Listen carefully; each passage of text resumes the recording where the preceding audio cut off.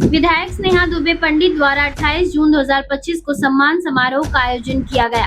यह कार्यक्रम 25 जून 1975 में तत्कालीन प्रधानमंत्री इंदिरा गांधी ने देश में इमरजेंसी लागू किया था, जो 21 महीने तक चली। इसका मुख्य कारण राजनीतिक विरोध और इलाहाबाद हाईकोर्ट द्वारा उनके चुनाव को रद्द किया जाना था। इमरजेंसी के दौरान नागरिक अधिकार निलंबित कर दिए गए, विपक्षी नेताओं को जेल में डाला गया और अखबार पर कड़ी सेंसरशिप लगाई गई। सरकार ने बिना वारंट गिरफ्तारी और जबरदस्ती नसबंदी जैसे फैसले लिए।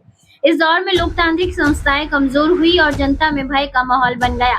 बाद में 1977 के चुनाव में कांग्रेस की हार हुई और लोकतंत्र की वापसी हुई। बता दें कि वसई विरार नालासोपारा के जितने भी लोग थे जिन्होंने इमरजेंसी के अन्यायों के खिलाफ आवाज उठाया था, जिसके लिए उन्हें जेल भेज दिया गया था, ऐसे सभी वीरों का सम्मान इस कार्यक्रम में रघुनाथ कुलकर्णी, प्रदेश संगठक मंत्री, विवेक भाऊ पंडित, अध्यक्ष दर्जा प्राप्त मंत्री, राज्य स्तरीय आदिवासी क्षेत्र आढावा समिति महाराष्ट्र राज्य, डॉक्टर हेमंत सावरा, खासदार पालघर, हरिश्चंद्र भोये, प्रज्ञा पाटिल, वसई विरार शहर जिलाध्यक्ष भाजपा, महेंद्र पाटिल, चंद्रशेखर धुरी सहित सभी अतिथियों द्वारा किया गया।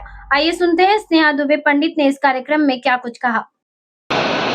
वरती करून आपल्याला घोषणा द्यायची आहे, भारत माता की आवाज जोरात येऊ द्या, भारत माता की वंदे वंदे।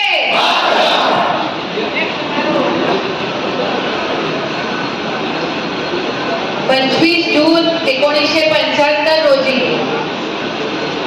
जी आपल्या देशावरती आणीबाणी लादली गेली, त्याला या वर्षी 25 जूनला 50 वर्ष पूर्ण झाली आणि त्या निमित्ताने आपण आज स्वातंत्र्याचा जागर या कार्यक्रमात आणीबाणीच्या काळामध्ये आपल्या स्वातंत्र्याचं रक्षण करण्यासाठी ज्या ज्या योद्ध्यांनी आपलं योगदान दिलं त्या सगळ्या योद्ध्यांचा सन्मान करण्याचा कार्यक्रम आज आपण करत आहोत। आणि या कार्यक्रमामध्ये उपस्थित आपल्याला मार्गदर्शन करण्यासाठी आलेले भारतीय जनता पक्षाचे खूप ज्येष्ठ आमच्या सगळ्यांचे मार्गदर्शक सन्माननीय गुरुनाथजी कुलकर्णी, आदिवासी विकास आढावा समितीचे अध्यक्ष, श्रमजीवी संघटना समर्थन, विधायक संसद अशा अनेक संस्थांचे संस्थापक, माझे प्रेरणास्थान, माझे वडील सन्माननीय विवेक भाऊ पंडित, आपल्या पालघरचे लोकप्रिय खासदार सन्माननीय हेमंतजी सौरा, या मंचावरती उपस्थित ज्यांनी आपल्या आणीबाणीच्या काळामध्ये आणीबाणीचा विरोध करून स्वातंत्र्याच्या रक्षणासाठी योगदान दिलं।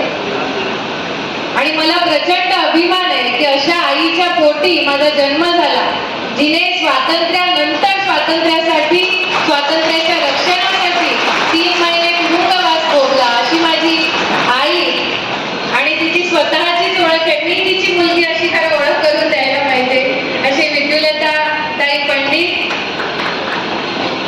सन्माननीय शेखर दादा धुरी, सन्माननीय रमेश दादा पै, सन्माननीय श्याम पाटकर काका,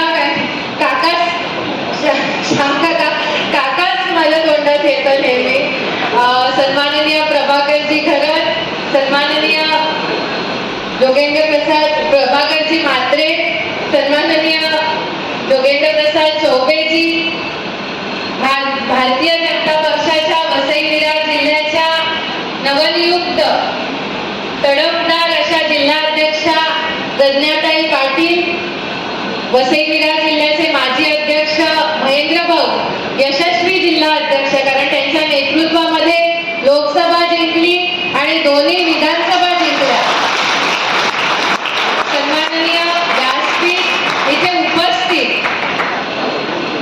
सर्व, मी परत उल्लेख करते की वसईचे आणीबाणीच्या काळामधले योद्धे आणि इथे त्यांच्या सन्मानासाठी, त्यांच्या प्रति कृतज्ञतेची भावना व्यक्त करण्यासाठी इथे उपस्थित मोठ्या संख्येने माझ्या सगळ्या भावांनो आणि बहिणींनो, तुमचं सर्वप्रथम मी आभार मानते। खरं आभार प्रदर्शन हे सगळ्यात शेवटी होतं, पण वसईची लोकप्रतिनिधी या नात्याने मी तुम्हा सर्वांचे आभार मानते।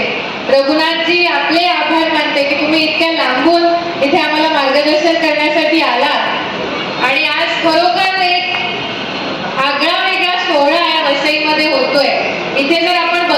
समोर. तर इथे हे जे सगळे योद्धे बसलेले आहेत हे सगळ्या पक्षाचे, त्या काळात आंदोलनात गेलेले, मग ते भारतीय जनता पक्षाचे असतील, राष्ट्रीय स्वयंसेवक संघाचे असतील, जनता दलाचे असतील, राष्ट्रीय सेवा दलाचे असतील, सगळ्या पक्षाचे, पण ज्यांचं आपल्या देशावरती प्रेम आहे, ज्या स्वातंत्र्य सैनिकांनी आपल्या घरादाराची राख रांगोळी करून जे ब्रिटिशांविरोधी लढले आणि आपल्या स्वातंत्र्यासाठी फासावरती गेले, प्रसंगी गोळ्या खाल्ल्या, जेलमध्ये गेले, असा सगळा संघर्ष करून 1947 साली आपल्याला देशाला स्वातंत्र्य मिळालं.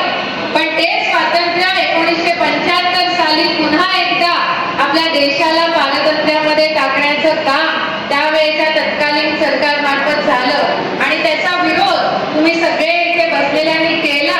म्हणून आज आम्ही, आमची पिढी आज या स्वातंत्र्याचा उपभोग घेते आणि त्यासाठी तुमचा सर्वांचा सन्मान करत असताना, तुमचा सन्मान करणं म्हणजे आमचा सन्मान आहे. तुम्ही सगळ्यांनी इथे येऊन खरं तर आम्हाला सन्मानित केलेलं आहे. त्यामुळे तुम्हाला पुन्हा एकदा मी तुमच्या सगळ्यांचे आभार मानते. आणि आणीबाणी का लादली गेली, आणीबाणीमध्ये काय झालं, कशा प्रकारे तुम्ही विरोध केला, हे पुढच्या पिढीला सुद्धा कळलं पाहिजे. आताच्या पिढीला स्वातंत्र्याची किंमत कळली पाहिजे, यासाठी या कार्यक्रमाचं आयोजन केलेलं आहे.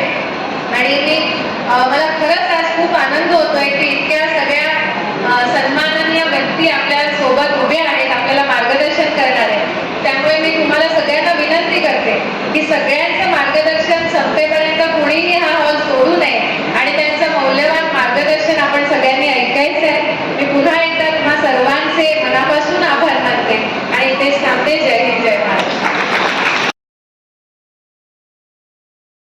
किसी भी प्रकार की सहायता के लिए दिए गए कॉन्टैक्ट नंबर पर संपर्क करें, हम आपकी आवाज़ को ज़रूर उठाएंगे।